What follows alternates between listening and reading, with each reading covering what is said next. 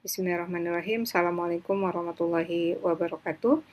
Baik teman-teman, ini adalah video pembelajaran untuk mata kuliah Ekonomi Lembaga Pendidikan yang saat ini kita sudah sampai di pekan ke-13. Jika pekan sebelumnya kita sudah belajar ya tentang bagaimana sebenarnya hakikat dari lembaga pendidikan itu sendiri, apa saja investasinya yang ada di dalamnya dan bagaimana cara menyusun anggarannya supaya tetap berkelanjutan, maka saat ini kita sudah sampai di ketahanan ekonomi lembaga pendidikan, ya, yang mana pada periode ini ada beberapa 3 pekan itu akan mencapai, jadi teman-teman nanti akan pada akhirnya akan mampu mendesain perencanaan unit usaha mandiri dan optimalisasi filantropi Islam yang sebagai keberlanjutan ekonomi lembaga pendidikan, sehingga nanti teman-teman bisa mendesain ya unit usaha, bagaimana perencanaannya, bagaimana fundraisingnya, serta bagaimana mengembangkannya supaya lembaga pendidikan itu bisa berkelanjutan. Baik, kita akan masuk dari latar belakangnya ya, kenapa materi ini cukup penting ya untuk disampaikan gitu ya, bagaimana lembaga pendidikan itu bisa bertahan melalui filantropi base-nya gitu ya, bagaimana kita bisa meningkatkan filantropi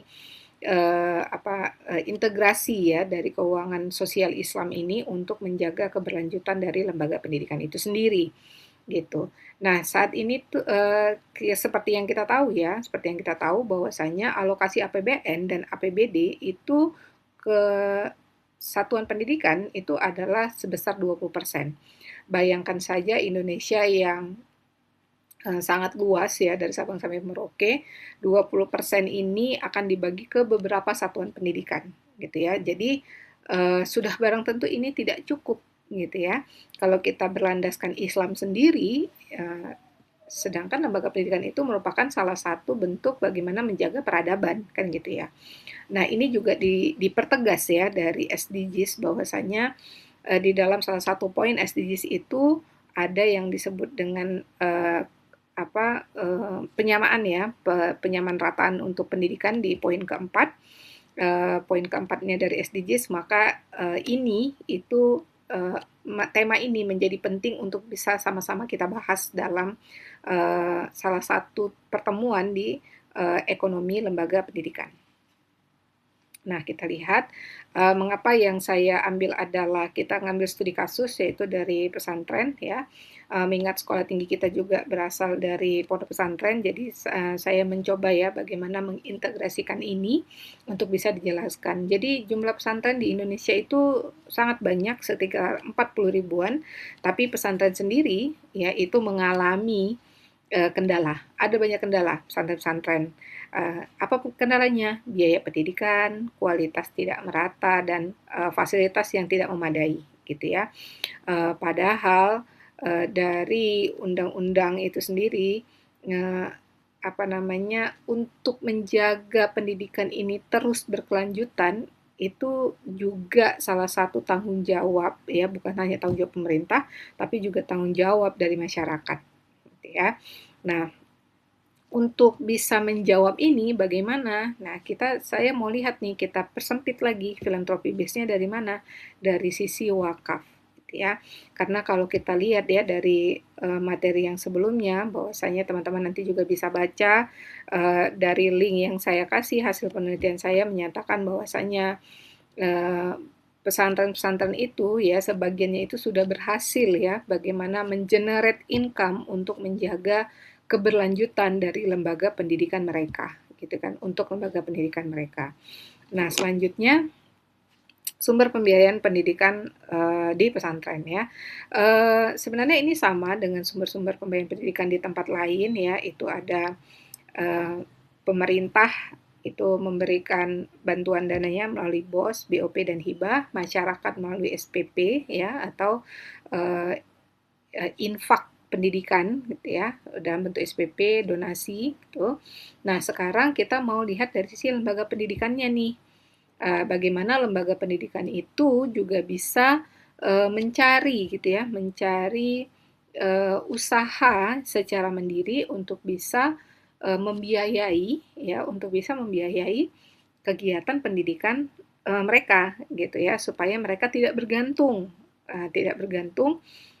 pada dana-dana yang sudah ada, dan tentunya untuk menjaga keberlanjutan dari lembaga pendidikan itu sendiri. Nah, di sini saya ambil contoh ya best practice dari pesantren yang sudah berhasil melakukan ini. Ini juga merupakan salah satu hasil penelitian yang saya lakukan tahun lalu ya, dalam bentuk yang sudah dilaporkan dalam bentuk disertasi. Nah, mari kita lihat.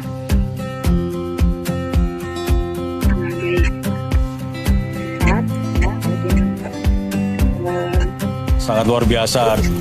Ini kedepannya bagus untuk percontohan ya, buat pesantren-pesantren yang ingin berkembang untuk menjadi pesantren mandiri. Ya, ini luar biasa sekali. Artinya kehadiran pesantren ini secara bisnis dengan segala macam usahanya yang fokus ke agrobisnis ya, dan peternakan ini memberikan manfaat, nilai tambah ekonomi kepada masyarakat sekitar.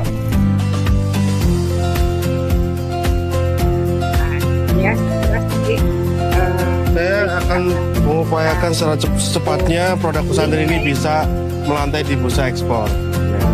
Jadi nanti ekspor perdana yang kita canangkan tahun 2027-2028 itu bisa dimulai dari Trubusima. Amin. Ya, ada satu lagi, ada 2 tempat ya studi kasus saya ketika itu. Satu lagi ada Tazaka ya. Assalamualaikum warahmatullahi wabarakatuh. Bapak Ibu saudaraku kaum muslimin muslimat yang dimuliakan oleh Allah. Saat ini saya berada di Tasco Point, dan nampak di belakang kita tagline dari Tasco Point, yaitu Anda belanja, Anda berwakaf.